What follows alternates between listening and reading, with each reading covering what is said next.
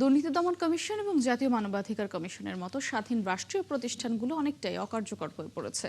দুর্নীতি প্রতিরোধ এবং মানবাধিকার ও সুশাসন নিশ্চিত করার এই দুই কমিশনের মাসের পর মাস নেতৃত্বহীন।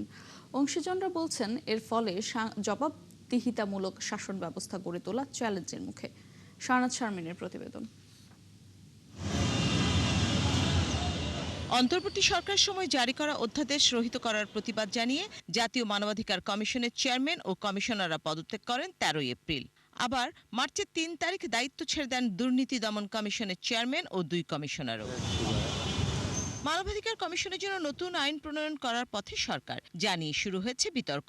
নতুন আইনের খসড়া অনুযায়ী গুম বা আইন শৃঙ্খলা রক্ষাকারী বাহিনীর বিরুদ্ধে গুরুতর মানবাধিকার লঙ্ঘনের অভিযোগ তদন্ত করতে পারবে না কমিশন। আমরা তো বিগত দিনেও দেখেছি পুলিশের বিরুদ্ধে যে অভিযোগ বা আইন শৃঙ্খলা রক্ষাকারী বাহিনীর অন্যান্য উইংয়ের বিরুদ্ধে যে অভিযোগ, সেই অভিযোগে তো পুলিশ থানার তো পাওয়ার ছিল সেই অভিযোগে মামলা নেওয়ার, মামলাই নেয়নি বিগত দিনে, এমনকি জিডি পর্যন্ত নেয়নি। অন্যদিকে দুদকের জন্য নতুন কমিশন গঠনের লক্ষ্যে 22 জুন 2026 তারিখে 5 সদস্যের সার্চ কমিটি গঠন করে মন্ত্রিপরিষদ বিভাগ। অপেক্ষা এখন কারা নিয়োগ পাচ্ছেন সংস্থাটিতে।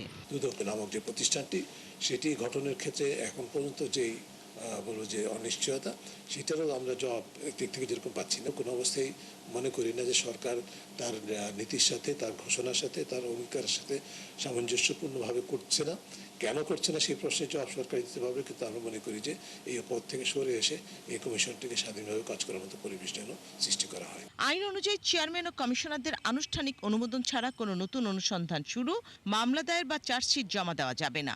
অন্যদিকে শীর্ষ নেতৃত্ব না থাকায় কার্যত অচল হয়ে পড়েছে জাতীয় মানবাধিকার কমিশনও। সেই অধ্যাদেশে যে সমস্ত গুরুত্বপূর্ণ 2 কমিশনের এমন দুরবস্থাকে জবাবদিহিতা আর সুশাসনের ঘাটতির সাথে তুলনা করছেন বিশ্লেষকরা।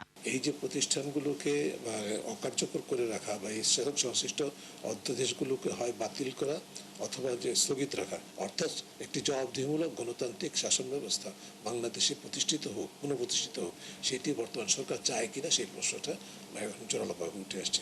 এই ধরনের কমিশনগুলিতে আজ্ঞাবহ লোকদেরকে নিয়োগ দেওয়া হয় এবং এখন পর্যন্ত যা দেখা মানে যার যেটা সিম্পটম আমরা দেখছি, সেখানে মনে হচ্ছে যে ঠিক পূর্বের ব্যবস্থাগুলোকে বহাল রাখার একটা চেষ্টা।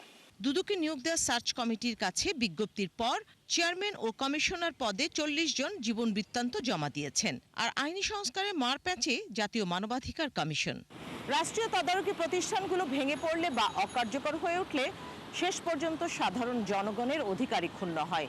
তাই জবাবদিহিতা, সুশাসন আর ক্ষমতার ভারসাম্য ফিরিয়ে আনতে এই কমিশনগুলোকে অবিলম্বে কার্যকর করার দাবি এখন সর্বত্র। শাহনাজ শারমিন, 71, ঢাকা।